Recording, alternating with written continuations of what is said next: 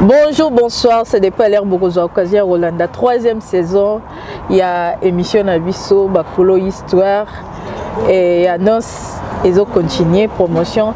Il y a Stade de France, Tolobaki que à bientôt, Fali Poupa, Azotia date Oyo. Les a qui tellement longtemps, Batouazela qui en haut, qui est gauche et qui est droite. Et comment qui date illusoire, date exate, année blanche, Tolali Tolamouki. Fali Poupa à date. Les autres solo là, comme d'hab, tout développé, n'a invité à tous les jours, il y a chaque avant de faire le plateau, na Bossanité. Président Tony Guérin en direct de London City, Swag Mag, toujours. Balobi, Swag Mag, président Tony, bah saluté Nabino, bah Warrior, bazo fêté, fête na bango ya Stade de France. Na pesi ba salam na ba warrior nyonso partout dans le monde entier au baza déterminé na kin na États-Unis partout bozali. Henri Slom, bonsoir. Bonsoir Gouvé. Bonne santé. Toi ça va? Bonne makam. Ça va, pour l'instant ça va. Mozo malili boyenini. Ah bah. Mais ça va beauté. Malili parce qu'il fait un peu frais mais ça va. Mbote makasi. Pour ça venant mbote. Mais ça n'a pas mbote. Mbote on peut bon. Voilà actualité. Il fait un peu frais mais ça va. Binom de l'actualité faut aux achats même madame Malili les a.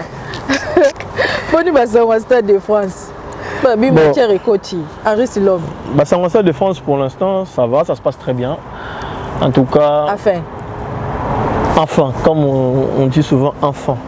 On peut respirer parce que tous les gens ont longtemps c'était aussi une façon il y a préparer biso pendant que nous allons de fingamaki ben ça biso ba kosibino ba tu vas biso bébé la sorte mais enfin la date est là donc voilà le 1er octobre date historique au etikena ba mémoire ba warrior sont partout dans le monde oyamba ondeni. Ça m'écoute là que wapi pose à 10h du matin vous avez un boulot là là qui écoute que wapi il y a une réunion au travail il y a en pleine réunion na boulot bah alors à biso tu as système de notification et à bilo Rafali sur côté dans la notification quand on côté toi la mon vidéo toi on a cliqué dans mon vidéo mais la boua qui continue vidéo parce que je me suis dit dans la réunion bah yoka la 4 vidéos directement la kangi maman a fait fini téléphone la kangi mais la ba qui dans tes en ligne. Mais je crois que après quelques minutes après, Babi Nabiso a pause café. À ce moment-là, on a continué, on a dit oui. En fait, il y a qui annonce à Stade de France. Mais moi, je suis gagné, il y a qui était pauvre. On dit que nous gagné. La bonne gagné le média on gagne mais là il ne sait pas. Là le président Tony Guérin bien ganga qui. Na ganga qui là na shot nga passe dans qui moi ganga été. Et bon après ton obima au ganga pété. En fait, je sais pas mais tant on apprend en haut pour la temps comme une réunion, ça va que quand on réunion monsieur les bandits, n'a qui concentré. On a peut-être tout carrément banner au loba mais je sais pas une fois dans qui date on a quand même concentré, on a même participer dans ma soul, on a répondre. Depuis quand on a date même ma collègue qui était à côté l'a fait oh mais toi là Henri tu parlais pas. Je dis non, j'observais seulement. Mais en fait à ébêté la gâte dans un choix mot immense en parlant pas. Donc il y a un les gars qui mais là il a choisi mon la gang ils ont été. Mais la mélèque encore donc je dirais qu'on a ningé dans mon robot. Ezagité le lundi le 6 octobre 2025 toé awa iboso Stade de France ningé ba warrior bolubai qui fallait à lobby 2000 date à Stade de France 2026 c'est pour demain. On va ne s'attendre que à la début année na fin année fallait à brisquer à saliango moito à saliango tard. Ou bien salir au pendant un moment important, selon toi? À noces, ceux qui prennent à noces, il a fait ça au bon moment. Parce que savoir que l'effet à cause de la humilier dans les réseaux sociaux pour la date de Stade de France, tu vas finir à biso, tu vas zéla, tu comment qui est impatient. Même moi-même, je dois être sincère. Comment il est impatient? À un moment donné, comment c'est dans les soutiens? Ah, ce qu'il y a, ce qu'il y a, il est gâté. Mais c'était une façon à lui de nous préparer. Neka chakanzembo ya koya mwana nzambi banani ba yambaye do bayenge beni bayenge beni za ba trois biso tu ambi date à Stade de France mais en tout cas félicitations bravo à l'artiste comme toujours Est-ce que ba stratégie il fallait jouer avant annoncer date à Stade de France ataki ko poster babiloko ne azo poster na ti amemi na date selon yo est-ce que manière à nango balani? Oui, fort. Parce que savoir que bah énigme au fallait noter la biso. Il y a ceux qui ont compris le message, il y a ceux qui n'ont peut-être pas compris le message. Mais je me suis dit sa façon de communiquer, je ne sais pas s'il travaille avec qui, je ne sais pas quel genre de communication qui sont derrière l'artiste, mais ils sont trop forts. Oui. Ils sont très très forts, il n'y a rien à dire. Franchement, ce côté-là, si l'artiste travaille seul, c'est un génie, comme il a toujours dit. Et s'il travaille avec des gens, ces gens-là, en tout cas, ils méritent. Ils sont très forts en termes de communication parce que la communication a marché. Le fait de nous préparer avec des énigmes, des petits signes, de oui, de nous dire que oui, 2026 c'est demain. J'ai acquis façon excité parce qu'une fois que la noce a été, une fois qu'il avait annoncé la date, c'est la toute première fois. Bato annoncé dans le Stade de France, annoncé dans le concert. La toute première fois que annoncé à ça la noce, on a bato là. Bato là parce qu'ils sont en joie. Bazo la plein d'émotions, bato la bato c'est pas ganga. C'est la toute première fois. Ils ont au côté na X, au côté Fali, aucun Instagram Fali, aucun Facebook, aucun TikTok Fali, n'importe quel réseau social Fali. Jusqu'à ce qu'aucun même dans le magazine, il y a les Parisiens, il y avait Fali. Aucun dans les Figaro, il y avait Fali. Donc partout où on se mettait nos pieds sur nos téléphones, eh ben il y avait Fali. En tout cas, en termes de communication, réussite totale. Juste l'annonce, réussite totale. C'est pour cela qu'il fallait, je pense que Stade de France, ils en ont 3 dates. Comment ça? Ils en ont 3 dates parce que date annonce, il a fallu que la date historique. Que non, le jour où il fallait annoncer la date, le jour il y a ouverture à billets, le jour il y a concert. Date de France, c'est joué dans 3 dates différentes. Je veux dire les premiers, ils annoncent. Les annonces. Les 8, ils allaient ouverture à billetterie. Dans le 2, ils allaient jouer à concert. Date de France, en fait, normalement, il y a un cas historique, il y a les 2 mai, mais il y a même, il y a le 1er octobre et le 8 octobre. Parce que ce qui va se passer le 8 octobre, et ben, ça sera la suite de ce qui va se passer le 2 mai 2026. Parce que tout le monde dans le 1er octobre, tout Zelasco réaction le 8 octobre. 6e jour, il annonce il y a Stade de France. Boni basango nango ezo kene ndengeni ezo bokwa mandengeni nitisiko à travers les réseaux sociaux na ba fan o fali pupa lobaki po na ba warrior na ba meloman ezo kene ndengeni yo poza mutambatu na musala na communauté partout dans le monde. En tout cas, ils ont le cas très très bien savoir que ma biso tous na ba famille parce que de botamment ba nzete on a ba famille dites-vous que ngai lobby cousine na moi benga un téléphone ensemble la makasi yebena benga ser en crise ensemble la makasi mais la compétence benga binango non ça n'est pas sur ma bia Stade de France bien hein ah bon et c'est oh yo so bossa ante ça kosa Moïse Mbié habité Stade de France tu nous que osani habité non je vais venir avec mon mari Toya Stade de France parce que je sais pas mais date la Stade de France on est touché là bien OK bah d'accord si on a touché bon en fait même dans Moussa tout ça là on sentir que ma collègue Ariste bon je serai au Stade de France mais ce ne sont pas les Congolais même si ce sont des Africains voire même mon collègue dans un arabe et vous avez vu les 2 on a les 8 on a vu que lui il va travailler le soir donc il dans ça donc ça veut dire que actuellement, date à Stade de France, en tout cas, il y a mis bien. Et puis, ils ont marché très bien. Parce que les résultats, aujourd'hui, c'est 6e jour. Aujourd'hui, c'est 5e jour parce que les premiers d'auto comptaient à partir de D. Donc, aujourd'hui, c'est 5e jour. 5e jour, il a sorti. En tout cas, il marchait très bien. Parce que jusqu'à présent, on parle que de ça.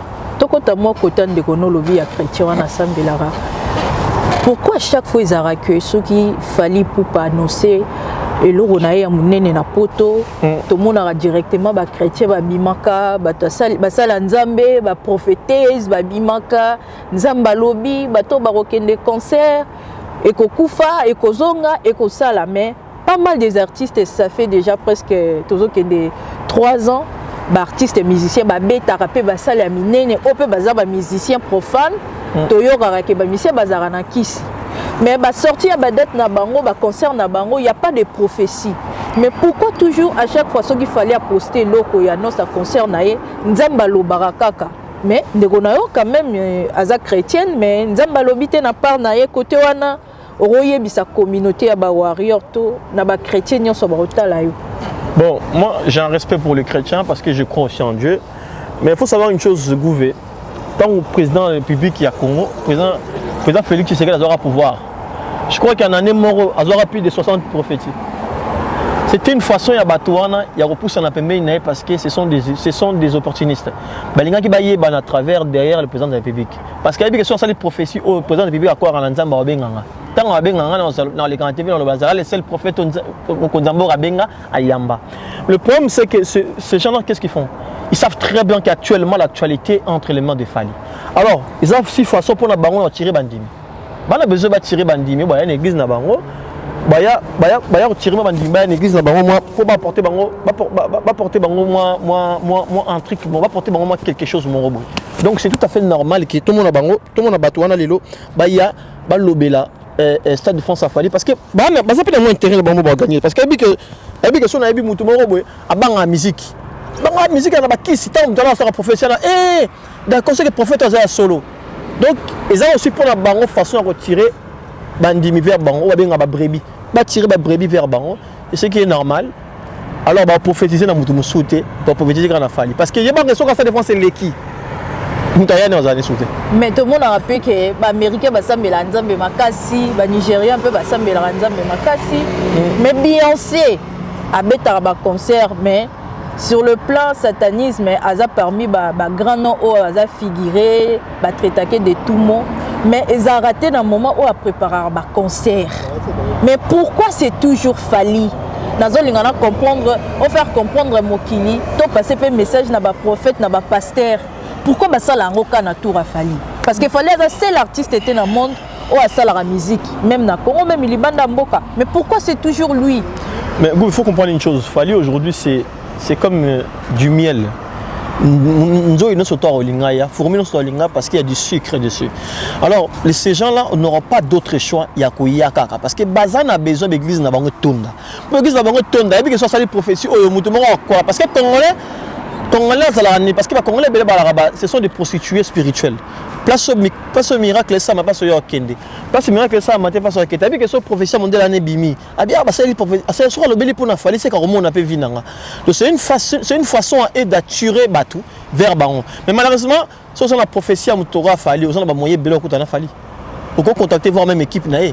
On peut contacter même voir même Moutoumora Yebia, Okoyebi na a prophétiser ça boisa. Mais c'est dommage parce que Batona va prophétiser à pour na Fali, mais jamais va prophétiser pour la guerre et les grands est. Jamais va prophétiser peut-être pour les politiciens Moro Boyo, non rien, ça la toujours pour na Fali parce que ça fait que les politiciens après ça non seulement on peut se tenter, voire même on peut go barrer. Mais bon, il y a regardé une pour na Fali, ça va donner l'actualité, ça va tirer du monde. C'est une façon pour moi en fait et ça inquiète parce que je me dis c'est tout à fait normal. Balou Kabandimi. Alors le Balou Kabandimi, il qu'on a facile à manipuler, qu'on a facile sur Bendier, arrière directement. Après en même temps c'est Fali donc c'est tout à fait normal. Est-ce que ban Nzambe makambo Nzambe na église makambo mokili botikela mokili. Stade de France a Fali za pona batutu.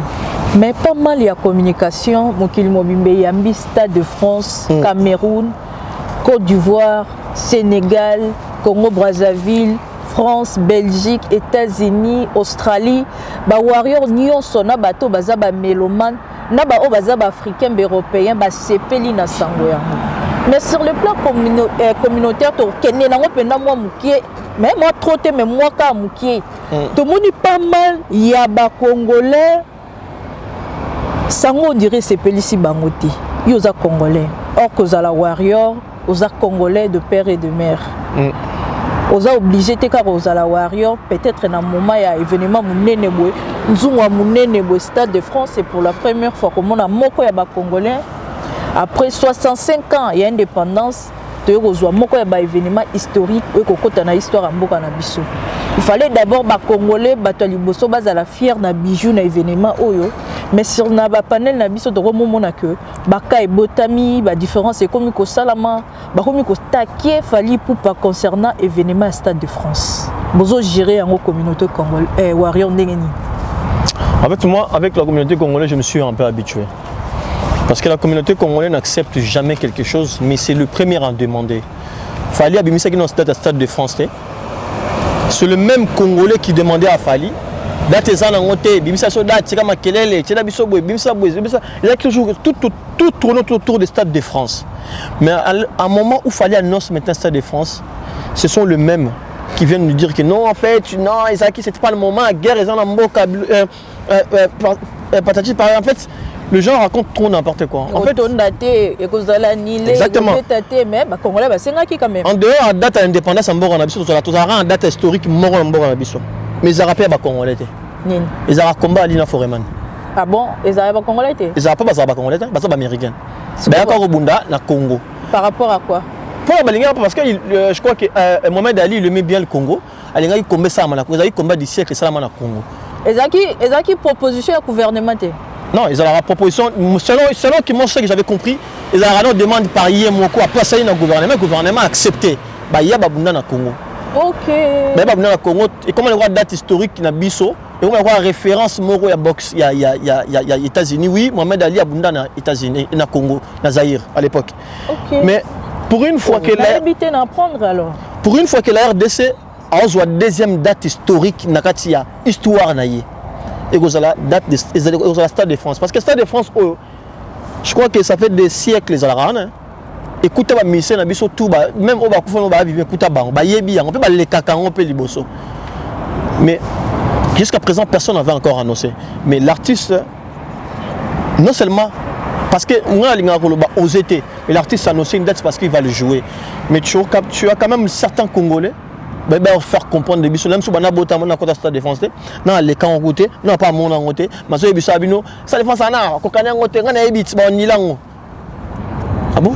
Parce que toi tu es au courant comment ça fonctionne le gestionnaire des stades de défense. Comment il fonctionne le stade de défense? Le stade de défense il est appartient au gouvernement français, appartient à l'État français, oui, mais le stade de défense il n'est pas géré par l'État gouvernement français. Il y a des gestionnaires des stades de France qui gèrent ça. Parce qu'il y a des entreprises à l'intérieur. Mais au moment où on a interviewé, ça c'est juste une façon pour nous. Ils ont une façon pour motiver le bateau. Pour l'instant, on a 5 billets comme ça. On a 3-5 membres de la famille.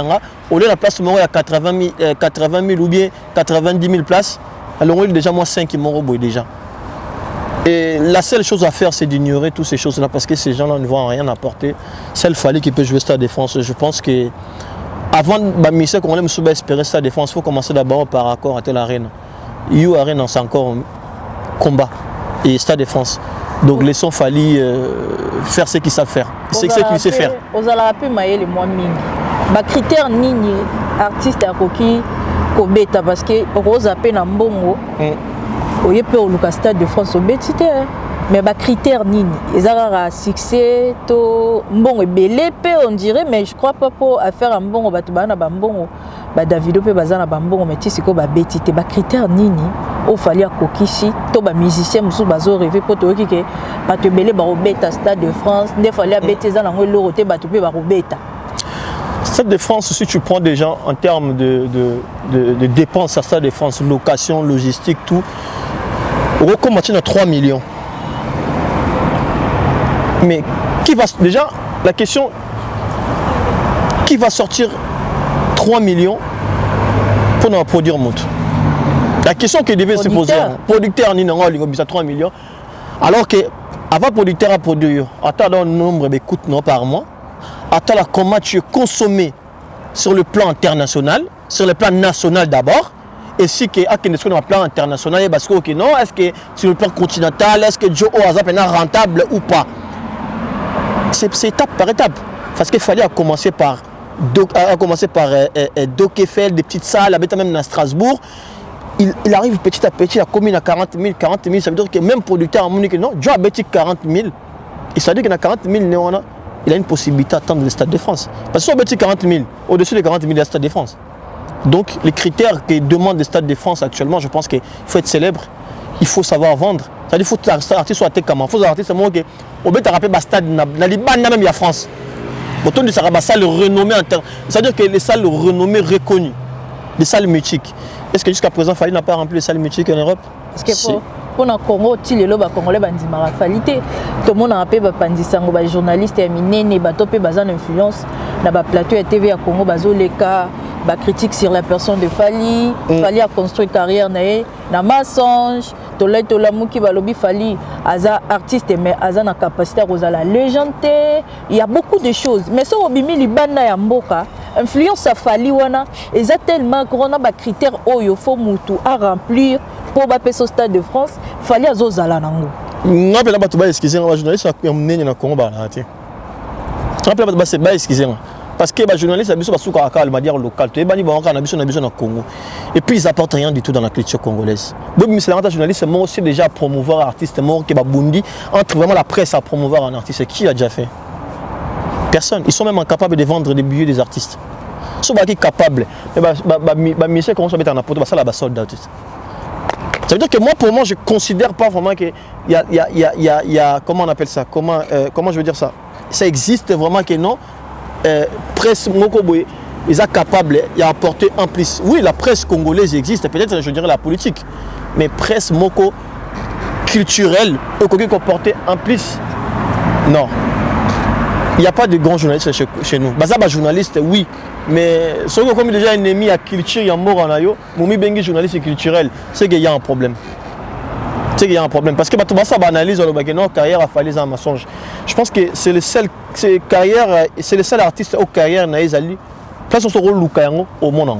Sur le qui va nombre de ventes au monde. Sur le qui va nombre de concerts au monde. Fally c'est pas un artiste au ban qui ba bazan na Bougaki stade. Non. Fally c'est tu cherches, tu vas le trouver. Au Luki peut-être pas seulement au Luki au monde. Il y a des images. Ok, même la propre page au monde. Ok, même Warrior au monde. Partout au Luki au monde. Aucun site à Snap pour vérifier au monde. En 2023, quand Snap a fait la comptabilisation de revenus mensuels sur l'année 2022-2023, il y a un nombre de spectacles vendus tous. Ils avaient plus de, je crois, 200 millions d'euros revenus en France. Dans un budget français côté culture. Est-ce qu'il y a big fallait figurer dans Kati? Fallait figurer à l'intérieur. Alors combien fort réseau de musiciens congolais na biso ba figurer à l'intérieur? Combien? 0. Donc ça veut dire que c'est l'ambassadeur. Fally c'est le star qui pense y être vraiment. Fally c'est la seule personnalité congolaise en dehors peut-être du président de la République. C'est la seule personnalité congolaise au Congo au retrouver au quand même l'année na vie au monde tout est là. Affaire à politique et continue na maramba Fally.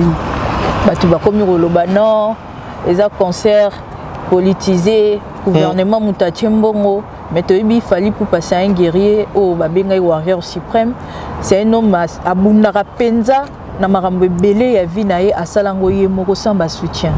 Mais l'élo, tout le monde bat Baromi Gosala contre-campagne, que le gouvernement a derrière concert à Fally Poupa. C'est vrai pour toi? Non, parce que en fait, moi je me dis, c'est juste une façon de gens de vouloir saboter le concert de Fally. Concert Fally Poupa, un concert privé, n'appartient pas au gouvernement. Ce n'est pas un concert organisé par le gouvernement, rien à voir avec ça. C'est juste que les journalistes et les journalistes à Congo, c'est un gouvernement qui non, le événement pour la vitrine Yambora Nabiso, pourquoi pas donner un petit coup de pouce à l'artiste? Parce que les boxeurs Nabiso Moro Mbongo, nous soutenons financièrement parce que Bunda Komba Moroboye, pourquoi pas le faire pour Fally aussi? Mais ça concert organisé par le gouvernement parce que le producteur c'est pas un politicien. Gérard droit la politicité parce que c'est une famille la politicité. Donc c'est à dire qu'il y a un producteur mais il demande au gouvernement s'il peut soutenir. Mais ce n'est pas une obligation. Ce gouvernement a décidé de soutenir. Tant mieux. S'il décide, non, parce que jusqu'à présent, je ne sais pas s'ils ont déjà soutenu Fally en quelque chose. Parce qu'il fallait mettre un concert en 2020 avec des combattants gauche à droite et Bitumbeke, il n'y a pas ce gouvernement qui a soutien. Mais si aujourd'hui il décide d'aider l'artiste, ce n'est pas aussi mauvais. So babi va aider, de la manière parce qu'il fallait tout faire, ouverture et habiller, et les 8. Le gouvernement a aidé, à même soutien à soutenir Fally comment? Le gouvernement a besoin de soutenir Fally dans le concert. Moi, ce que je propose pour moi, je dirais, faciliter plutôt bateau bazan a besoin de participer dans le concert pour nous faire ça visa. Ça une coopération entre les deux gouvernements. ba facilement sur ba visa, il y a court séjour enfin qui ba participer ba zone na bango. Ça je pourrais plutôt dire ça c'est un très bon soutien pour le gouvernement. Mais pour soutenir un artiste, ça va pas ça un bon parce que la salle le stade de France est déjà réservé. Promotion, je crois que l'argent du budget de promotion est déjà bloqué quelque part, la logistique est déjà fait. Je ne vois pas comment ils vont soutenir l'artiste.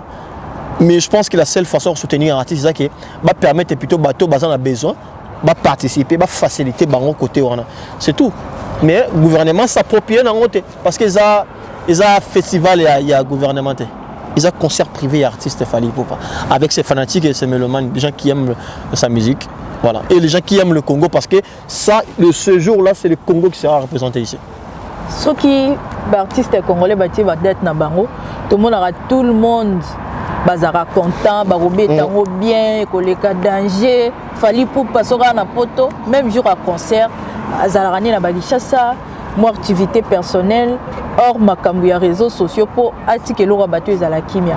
Mais à chaque fois ceux qui Fally Ipupa a tie date naie tout le monde aura directement l'artiste et babimi batu bakomi batia badat batu bakomi benana simba kende zonga et komi affrontement affaire ya fara tala na on a simanao so rotala na simanayo otala grandeur ye loko yo bon boro ozongi sigo oboye bango na kotango 3 fois na vie nanga ngasiko na sisi question na ngati na tinayo est-ce que loko boye ko za na mbanda. Je mets quiconque a défi. Quiconque a défi, on a Timbi. À Chakata, la personne Adidas Arena, Zenith, Olympia, Accor à Tel Arena, You Arena, un jour à date, il y a concert à Fally, il sera annulé. Babi déjà date, déjà vous y date à Batou, Fally à Ibi date à Batou, et Zagi date à Fally, Fally à Ibi date les demain. Zagi date ba Ibi en déjà ba soudate ba sous maman comme balobara ba homme marié ba sous maman na ba femme mariée ba sous papa go ba zoi date yo ba sous maman nango na ba sous papa balobi et ko frapper Stade de France yo so yebisa ba warrior to batamokil mobimba soki eloko beko za na mbanda et ko ça na mandaté parce que tant dans le lobby nous doit chat date est annulé parce que la mairie de Paris ba yebike ce événement moi c'est un Stade de France eux qu'on réunir plus de qui dépasse le nombre de 80 000 places. Il ne peut pas avoir un deuxième événement à Paris. Ils ne peuvent pas. Ils peuvent pas. Na You Arena, il y a concert, il y a j'oublie les rappeurs, non, il y a concert il y a Zénith. Il y a 2 jours avant parce que ça qui est que non, la police ne peut pas tenir deux événements en sécurité dans la même journée. C'est impossible. Pareil, stade de martyrs à Kinshasa. Et on met à mater. On a un match à date. On a non, et ça la manière à Paris. Parce qu'ils vont mettre en disposition la sécurité sur les routes. C'est-à-dire qu'avant concert, après concert. Parce qu'ils savent très bien que ma concert, comme on a l'ambiance, la sécurité partout. Donc, on va sécuriser 2 grands événements dans la ville, à Paris. Même si on a à Saint-Denis, mais n'oublions pas que nous sommes à 2 km de Paris. Donc, ce n'est même pas la peine. Et puis, les compteurs de Bakénon, il y a des Fally. Oui, j'ai vu la vidéo sur TikTok. Mais qui a dit ça?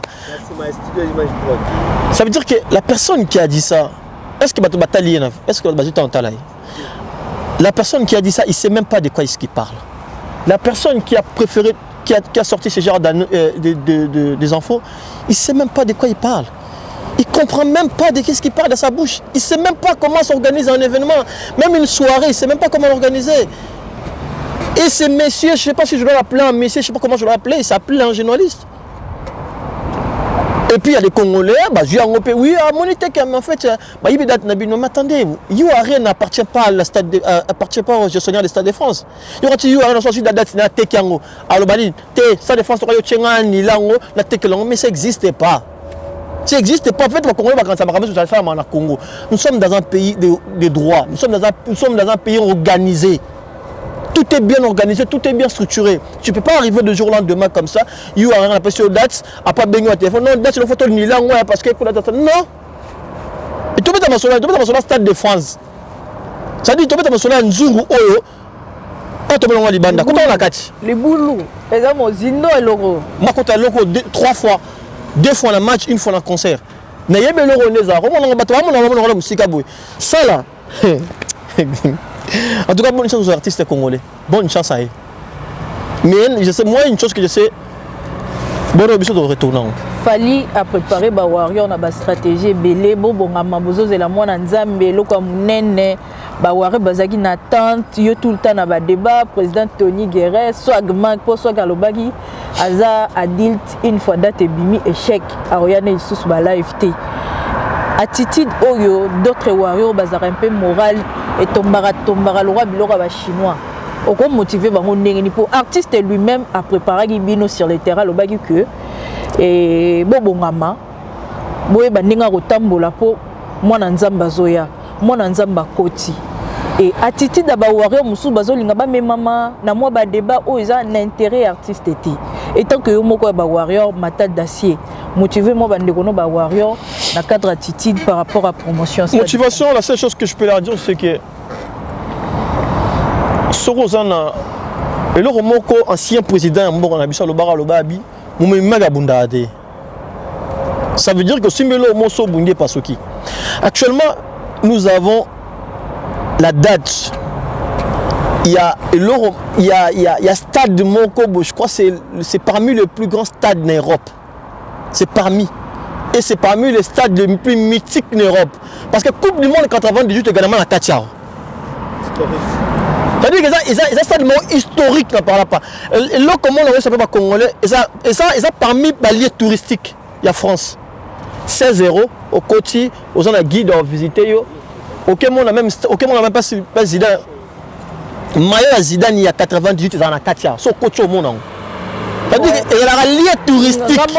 Dans l'équipe place à Varese, voilà. La prison à 4. Exactement. Ils ont la prison à 4, ils sont allés à Kangayo. La police. Ils ont la garde à vie. Garde à vie, Zali. Au Bimaro Libanda, Teka Akuna. Rotika la 10 ans. Donc ça veut dire que c'est un lieu touristique d'abord pour les Français. Bah gagner la rombongo locaux des abos. C'est pour ça qu'ils ont géré par le gouvernement, mais appartient au gouvernement. Mais ils ont géré par le gouvernement. Ils ont foutu mon côté vite le autolingi. Donc puis c'est la place moi moi miser mon bah ça photo artiste sur bête na katia. Et que ça là quelque chose de historique pour la RDC.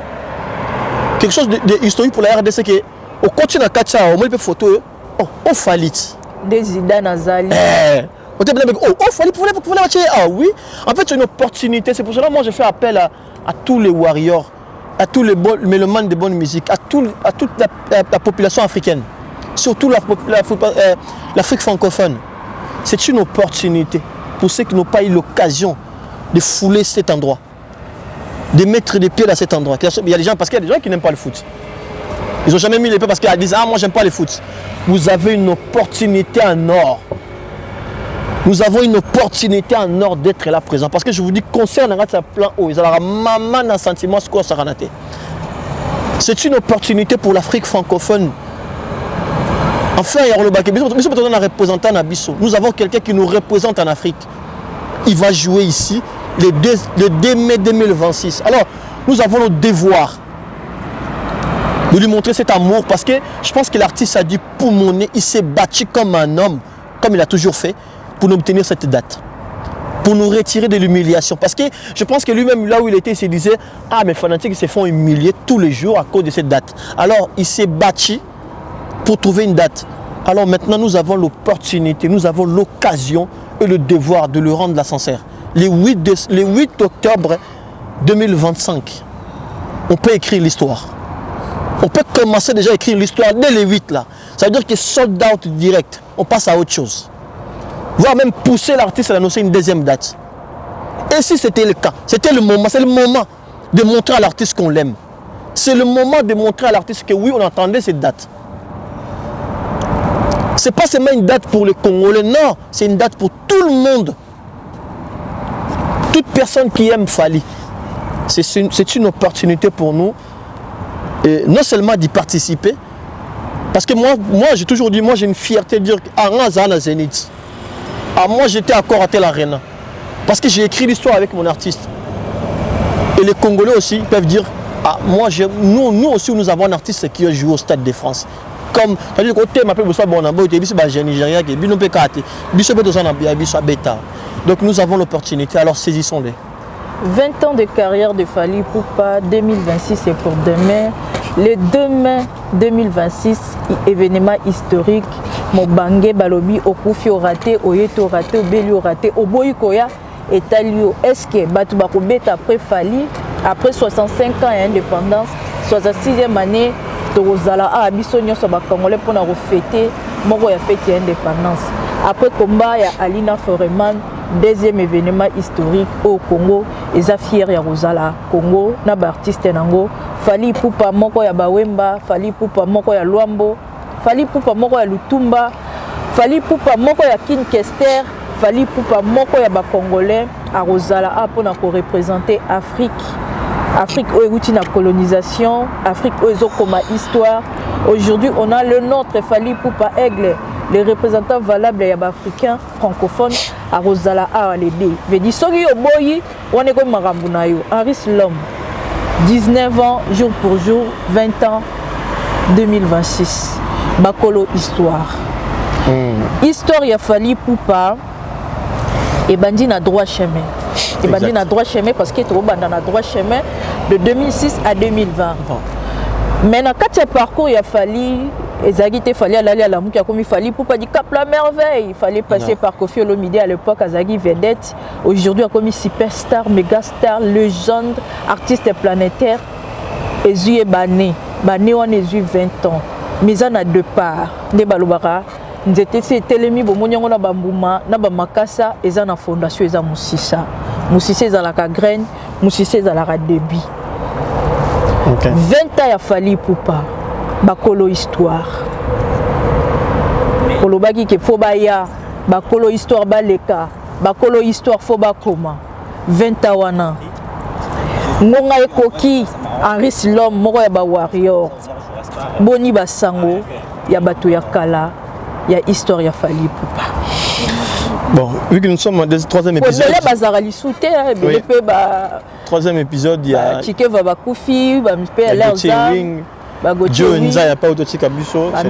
Mais baza en vie, maintenant, non pas bazara li sous-souté, mais Kolo Histoire, Soro Rolo, Banaba Kolo Histoire. Kolo Histoire, c'est que il y a troisième épisode, la Béranki Baron, la première et la deuxième épisode, pour la Bissa Baron, que comment qui histoire d'un artiste. Vous allez qui n'a débit, vous vous êtes battu. Vous avez une histoire, on a 20 ans de carrière, faut pas Bissa Bisso. N'engeni concert ya boye les kandeni beaucoup organisation n'engeni comment vous avez cru en lui, comment est-ce que parce que ça na bato mususu babana obwaka bango depuis éternellement bazana yetilelo balarana ye bato en fait faut c'est une façon on sala bango ya ça bango l'artiste obeta a ça la 20 ans de carrière ils ont aussi opportunité pour na bango ba mettre la biso ba moment où ils là crucial pour Nabango. Au moment où peut-être ils avaient envie de baisser les bras, ils se sont dit on a sauté. Mais bah signer, bah continuer, bah soutenir l'artiste Nabango. Ils ont crié en lui jusqu'à ce que l'artiste devienne la star mondiale aujourd'hui. Mais nous on sait qu'on a Nabango en dehors de tout, parce que pas ce bateau bazali, mambouza raté. Ils appellent la bateau Moussula Moussoulo, bah on a soutenir l'artiste, mais avant la quoi Nabango. Moussoulo Moussoulo ça l'a bien, mais assez détaché dans Marambo. Et vous avez une opportunité pour nous bango. Ba mettre la warrior rebelle parce que moi la warrior muso ayokara. Fego, ma bien. Mais ayok moi Fego on yeyo. Ah ouais, ils ont vécu ça avec Fally. Et la warrior muso ayokara, yemi gona benga bito benga kona benga Lumumba. Voilà. Et muto bien comme mère. Abi ya bila benga Lumumba. Ya za Lumumba bi, ya za Lumumba. Et Lumumba la bataille ba mettre histoire na. On se dit que les gens battu mususu au moins Gaylor Onema. C'est-à-dire qu'ils ont écrit l'histoire avec l'artiste. Ils ont été au début de carrière de l'artiste. Ils ont cru à l'artiste. Il y a Fiston Manissa. Mouta Bandagi idée à 20 ans de carrière dans le stade de France. Surtout il y a Fiston. Il y a Bandagi le rôle. Qui n'ont pas pour l'enfant de 20 ans. Ça veut dire que Fobaya, Babetata histoire na bango. Batora Balen Zambé. On a grand frère, on a besoin de bango. Comment comment ils ont eu l'idée? Tant que ça nous sait bon que nga longwe nanga non ça la carrière nanga bayamba ya ndenge nini. Parce qu'à l'époque pour longa koto yo, faut longa koto pour koto. Mais artiste abima et puis notre carrière n'a pas continué jusqu'à présent. Maintenant, il faut baya biso comment ils ont vécu, comment ils ont en fait annonce wana na mato na bango sonande est-ce que babazaki babangaki est-ce que bakoraki un artiste donc et c'est aussi leur histoire bakolo histoire ya bino bana soki babotami seke papa na mama balinganaki babalani baboti bana bazara pe na posa koyeba papa na mama balinganaki ndenge nini po biso tobotama et ça la histoire ya ba parents ba warrior nyonso ya monde entier avant ba exister eza na bato ba exister ki batango eza bino bakolo histoire to bengi bino bakolo histoire pourquoi parce que boza na sens ya fondation boza na histoire ya koyebisa bato exemple le quoi Paul Poups aza warrior mais par rapport ya âge naye eza na marambo belé aye baraté à travers Fally Poupa mais à travers ba interview na bino histoire o ya bino feti o eza ya bino Aigle Fally Poupa aza moko na bino mwana mama mwana papa biso toyeko luka pardon te toyeko luka pe réconciliation te toyeko luka loko te toyeko luka la vérité ba warrior partout dans le monde basengi vérité eza histoire eza bino po soki babomi bampaka bato babotami baoyebelo ko koloba te bapaka fo baloba babetela biso 20 ans otoko fêter awa toza na posa to fêter ngo kaka na ba warrior te toza na posa to fêter yango na ba papa na ba mama oyo babanda histoire oyo yango to bengi émission na biso bakolo histoire na kati ya bakolo histoire to bengi si ba sien nyonso bato bazalaka po balobaka ke histoire ya droit chemin et banaka na gare du nord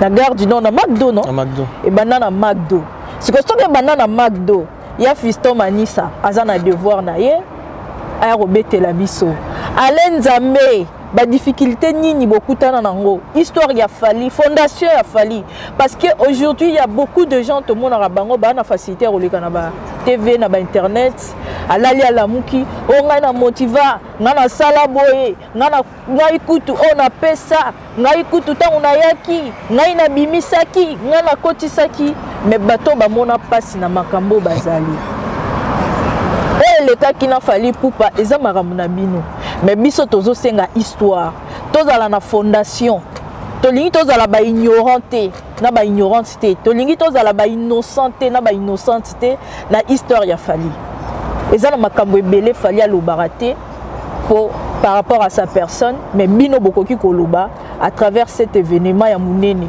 tosenga tomona bino bato bobanda histoire ya Fally Poupa toza na posa na bino liste eza tellement ebele mulai bakombo eza ebele ba Dido Mbokolo ba Jean-Paul Esaye ba président Dédé Moniato ba Junior Esele ba Bari Tukulu veut dire boza ebele boza tellement ebele na ebiti en risque soto bito bandako comment ça s'appelle kotanga ba kombo awa Nelly Bonduka ba Marius ba Noël Madinga Arnaud comment ça s'appelle Arnaud d'Opéra ça veut dire que batane ebele baza tellement Carrière Kajinga aussi Hélène Kalema c'est à dire tous ces mondes là ils étaient au début de l'artiste Chada Nzumba Lizarazu 12 Lizarazu Mavangu 12 ans de pouvoir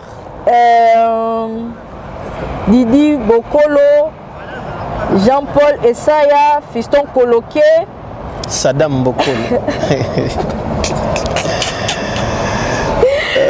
Didi Sangani, William Saela. Même si on combo Ezawa, ya sombo. Il a tellement belé. Bana Bona Bwanga. Patrick Mambuku, Prisco Prada. Prisco Prada, Bakombo Zali, Pati Asabe, Bob Mukoko, Bakombo Penza Yaris, Nae Bissao, Eza Somo, Basilengi, Banadine, Ngwala, Nelly, Monduka, Josélie, Mapuata, Adeline Onema, Babrino, Beliko et Dédé Bokeli, Dimanche Georges, Jackie Botouli, Bouya Mayola, Mayola Bouya, Milko Sarkozy, après d'abord Rabon toujours ensemble. Joël Killer. Hey, maman bakombo ezali awa eza somo. Eza penza somo. Il y a des noms en tout cas. Esele, Patou Kengi, le Kaiser. Baka Tukunda, Marvin la brioche. Arisio, tanga na okunda ndambo na ebiso angana. Tenga pena sala qui on pena liste parce que en fait je me suis dit c'est important. Ba kombo eza pende belé. Ya robenga bango. Alenzambe. Exactement, c'est ça. Ça kombo ya porte-parole. Dernier porte-parole. Ça pena porte-parole, ça pena maramba roloba. C'est important parce que ba vie wana, ça soit ba vie wana na ba serre na biso wana. Lumumba ya bi frère yate. So oyo kama ose kwata pona mbala moko. Lumumba. Tobengisi Lumumba, Sonia Kibonda, Armand de Père, Marvin la brioche, Cédric Fadjou. Le bouclier, le parrain, veut dire les warriors partout dans le monde. Bazana pour ça bayoka histoire. Biso toza ba innocent, biso toza te le roi ba fano bazara ba yebi trop. Biso toza bongote ba warrior ba yebi na bangote. Bazana pour ça ba fali à travers ba kolo na bango. Ba warrior baza ba mineur.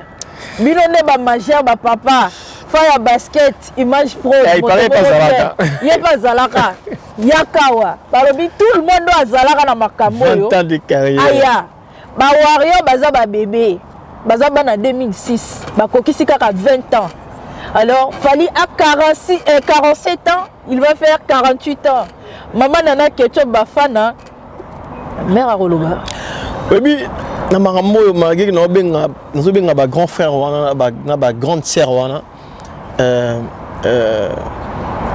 au-delà de tout j'aurais aimé j'aimerais bien si je dis j'aurais aimé c'est comme si non j'aimerais bien, c'est-à-dire que je fais une demande en direct, je demande même aux gens de couper cette partie, d'envoyer à maman Nana parce que il y a un mouvement bête histoire, il a fallu dans 20 ans de carrière le roi Yaozate. On dirait les cabatoniens ça. Ouais, parce qu'il y a un bébé là expliqué biso. Problème si il y a vécu ba stress muso biso dans notre monate. Il y a bindenge ni via ba azala stress sur les ensemble ça album, il y a un bébé. Maman Nana, c'est une possibilité à 10 minutes interview. Biso mo de journaliste Oprah. Journaliste mo maintenant Oprah, ayambi e kaka. T'as 10 minutes ka pamba. Ouais. Wana baba biso ba secret mo ya vie. Balobi atayo moko. Non parce que on dit gouver mais balobi azarana université à charisme mais aloba. Gouver Fali aujourd'hui c'est l'image, c'est Fali c'est l'image et c'est une motivation de réussite dans la vie. Fali aujourd'hui c'est quelqu'un, en fait c'est un éducateur par correspondance. C'est quelqu'un auquel tu peux regarder, copier et réussir dans ta vie. Alors, il y a des secrets, il y a certaines choses qu'il fallait a reçu dans sa vie. On a besoin de comprendre comment il a fait pour que nous aussi on puisse l'utiliser dans notre vie privée. Alors, on a besoin de ces gens-là. On a besoin de ces grands frères-là. On va accompagner Fali. Tapeli Bondeka. Tout ce monde, on a besoin de Josélie Mampuata. Tout ça, on a besoin de Bango. Zagari Bababa, c'est le mot-là. Voilà. Tout ça, on a besoin de. Il y a Natilo Kolé. Surtout Natilo Kolé, Choulumbu. Avec tout ce monde, on a besoin de mettre cette histoire. Parce que Baba Mona qui est. Alors, maman Nana a besoin, maman Nana pourquoi? Ils ont un secret, nous sommes à la biso. Et que permettre, nous sommes la jeunesse d'aujourd'hui, dire que non, en fait, cette partie-là, on utilise un peu la vie. Parce que 25 ans de mariage, ce n'est pas donné à tout le monde. 27 ans de mariage, ce n'est pas donné à tout le monde. Ça veut dire que. 28 ans. Voilà, 28 ans bientôt. C'est-à-dire, à quoi on peut ça secret, moi, ma jeune fille? Comment gérer une célébrité, mais jusqu'à présent, on maintenir toujours aux la première dame. C'est-à-dire que de rien jusqu'à arriver, je ne sais pas comment. C'est-à-dire que maman, on a appelé moi et l'eau, moi, que la biso, pas PSAP. Parce que l'autre, comment on a coach, il y a des réseaux sociaux, mais à balader, à coach. À coacher dans le mariage, mais à balader. Est-ce que ma femme a 27 ans? Alors, 27 ans de mariage avec 5 enfants, Quand tu as besoin de bimi, mais ça va balater. C'est que fois tu as futur musique. Gaz exactement. Il y a un habit que maman nana ça la moitié 10 minutes. On sait que maman. Moi je suis ton fils. Dara maman kondi. Attends 10 minutes à Pamba. Moi j'ai juste de ça. Parce que 20 ans de carrière c'est pas rien. Les gars bata bibiche ma copie. Maman lobara ta mouké moi à 10 minutes. Je prends même Taboufatou. Comment Tabayemba qui Nzembone c'était le premier chanson il y a carrière à Fali. Ayamba on nengenini. Et ça là nengenini. Est-ce que c'est pour ta succès parce que faire Borega Libanga, faire comme Ndumba partout. Donc est-ce que Tabayemba qui Amel Sabiso me là tu biso banda ko kwa bango bayemba bango. So faire Borega Libanga. Et puis ça fait vertige. Il m'a le bien ça va dégâts. Ah ben ça va dégâts ça va comme ça quand tu as boîte mais ça va mbongo pa pamba. Ça chérie, my foudre. Alors que ça na batumsu ba yemba ba on va trouver Josélie Mampota ba yemba ye. Et Taboufatou. Venanga Yves Njoli ba banda boire depuis éternellement. Tilelo. Pati Asabe Siroko. On a grand frère. C'est-à-dire que vieux c'est important. Rigo Al-Qaïda. Parce que Rigo Al-Qaïda na histoire biso parce que bloca fali na concert il y a bloca fali na concert moi VIP. Alors Kazara Muta fali tu le boire rail. Mais ça qui parmi ba combattant à l'époque. Ba to banda combat. Air show. Ba to donc faut ba biso masolo ba yesa biso. Guy Machoche. Cédric Fandju. Cédric Fadji. En fait c'est tous ces mondes là. On a écrit Fandju. Ba biso ba expliquer biso comment ils ont vécu tous ces moments là. Alors nous avons besoin de vous, le grand frère, nous avons besoin de vous, le grand sœur, le maman, le tonton, Sonia Kibonda, président de Demoniato, top crédibilité. Donc, Joël Killer, tout ça vraiment besoin de Bino, toka histoire. Denopoli Lipemba. Denopoli Lipemba. Donc, tu vas expliquer biso que non, en fait, tout le monde est tamboé, zara boyé, tanenge, zara qui ton. En tout cas, moi, c'est tout ce que je peux vous demander aux grands frères et aux grandes sœurs, aux tantines, aux tontons. Et Barry Toukoulou, Saddam Bokolo, et qui d'autre que j'ai oublié, Nabosani Pété, Lizarazo, ma femme pour 12 ans, même si Navier, Lizaro Gabala merveille, Nabique, Lizarazo, il peut toujours nous raconter l'histoire, parce que Azala paie partout. Et aux ala possible, tout le monde a payé, Tibambalo. Mais surtout, c'est Bobo Kakese, premier secrétaire Nabisson. Chibambe, il y a Gazul Zuleman, il y a Kababé, il y a Kati. Et bon, on a lobby Chibambalo. Mais tout est possible, tout ça demande tout bien à Bangote. Eric Ndombasi, la bossona qui écoute. Eric Ndombasi. Appel masqué, la bossona qui est. Tapoter, agence naïe, tapoter. Malou de Bosquet Corbus. Depuis quartier latin. Patrick Ngoubi.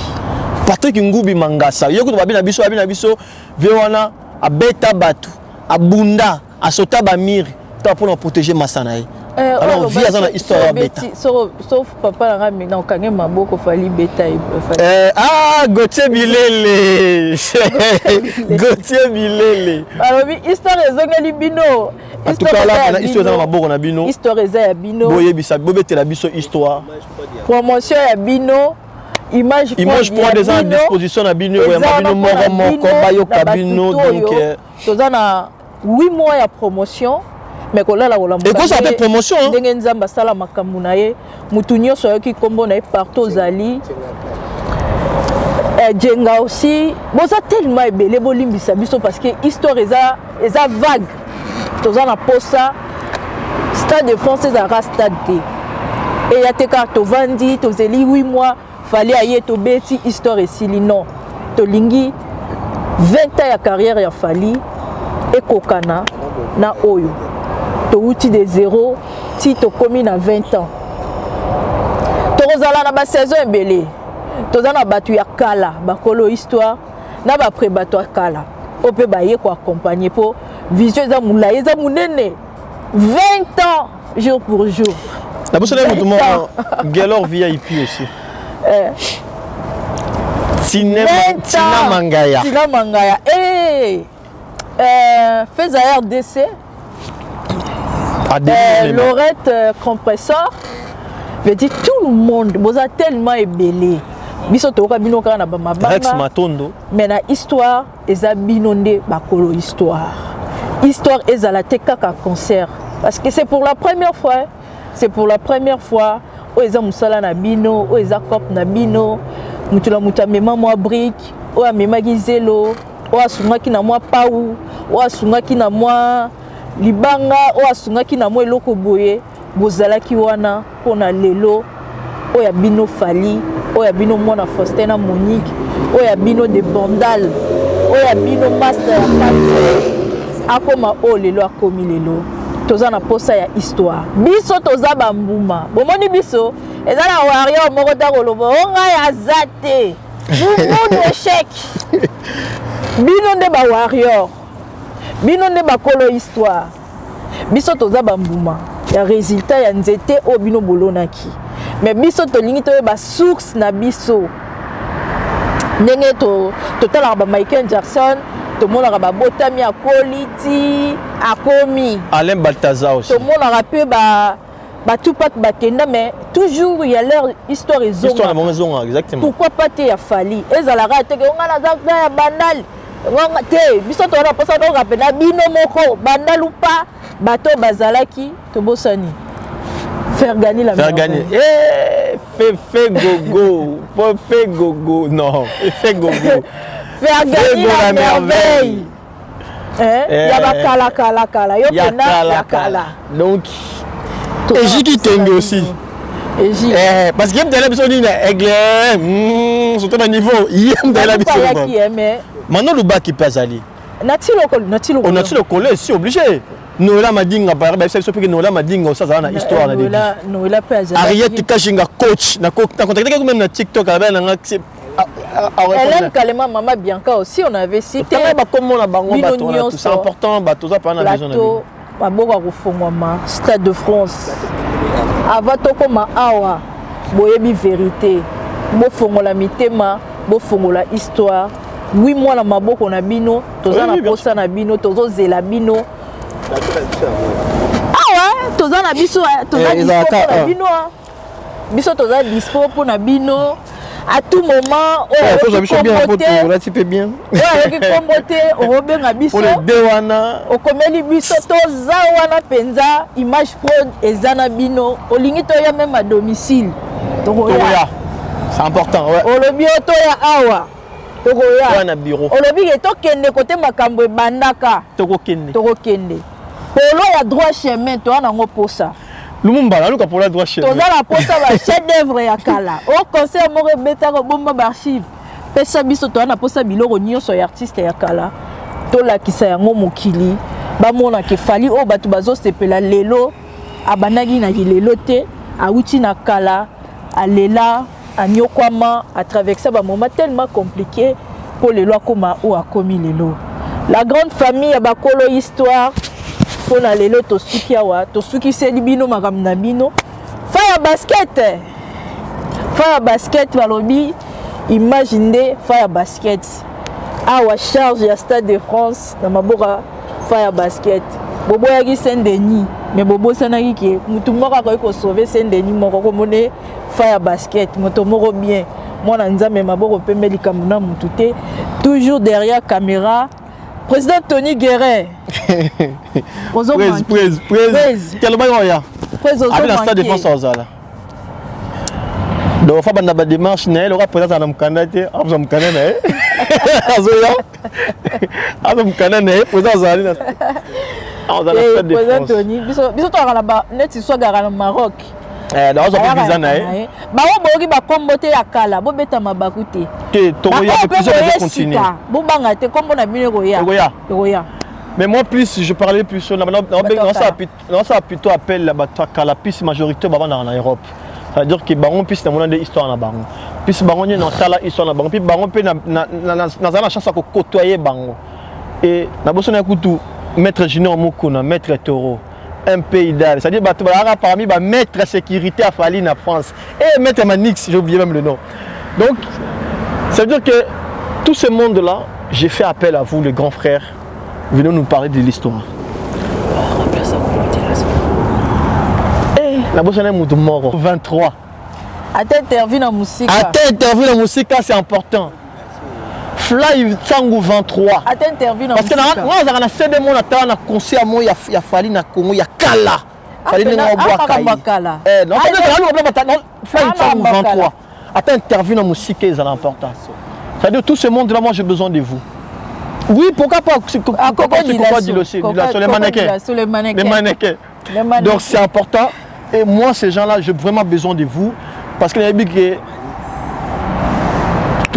quelque chose à voyer, quelque chose à bête la biso. Belgique. De Cosmoukoko. De Cosmoukoko. De Cosmoukoko. Tous ça a besoin de bino, les grands frères. Maintenant, les gens quand na bino. Maman, papa. Maman comme papa, comme jeune. Papa il m'a pas sous là. Papa il m'a pas sous là. Papa il quelque chose. Il faut y aller. C'est important aussi. Jean-Marie Lukulasi. Et Adema. Avec une histoire à viser, bien. Il faut expliquer biso très bien. À côté, on va approfondir un peu. Il y a déjà Bongana. Et si on bet une côté coupé Toboka et ça, c'est pas un problème. Tout ça, on a besoin d'histoire. Oh, ça pas Toboka qui chaussette a changé couleur. Tout ça, on a besoin d'histoire. C'est le passé. On a besoin d'histoire. Pour l'élo, Aroma Moutaba.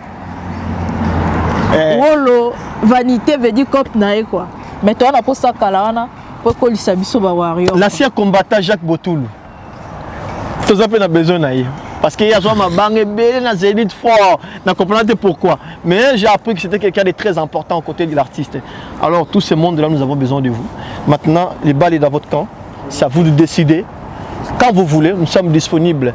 Et vous avez peu d'opportunités pour lancer la promotion. Nous avons besoin dans le monde de la musique parce que parmi nous, nous sommes dans le monde de la musique. Mais c'est aussi une façon qu'on rentre sincère. Na mutu nabino, master nabino, petit nabino, moi nabino, ndeko nabino, obino bo soutenant. Muto bino bo kwara déjà na début na succès na yé boyebaki que le lor comme le azali. Alors vous avez quelque chose à nous raconter. Vous nous devez quelque chose. C'est pas une obligation, mais c'est une façon de vous demander que vous nous devez quelque chose parce qu'il y a battu musu baby histoire na binoté. On a besoin ba yo kata parce que fallait pas ça courir place autant ça là donc ça. On dit faut ya makolo et to suivre depuis makolo. Si, mais appelle makolo bientôt que garde non to yetsi à to suki ça. Et puis to que porte de chapelle parce que match balé on obeta makuna. Porte de la chapelle, c'est important aussi porte de la chapelle parce que porte de la chapelle c'est la carte à Fali. Match on obeta makuna le babeta biso masona tout. Garde du Nord en fait partie. Et puis to kena ba on a ba sala ba kala o fala beta. Ba biso nengeni ba préparer on nengeni ba yamba. Exactement. Le Capitole contrôle le monde. Il est temps et c'est à vous maintenant de nous donner tout ce que vous avez. Bonne soirée à tous les warriors, tous dans le monde fête. Toujours. Bonsoir à mon habillé. Toros. Toros. Vous avez un groupe chilling, vous avez les denme. Taras.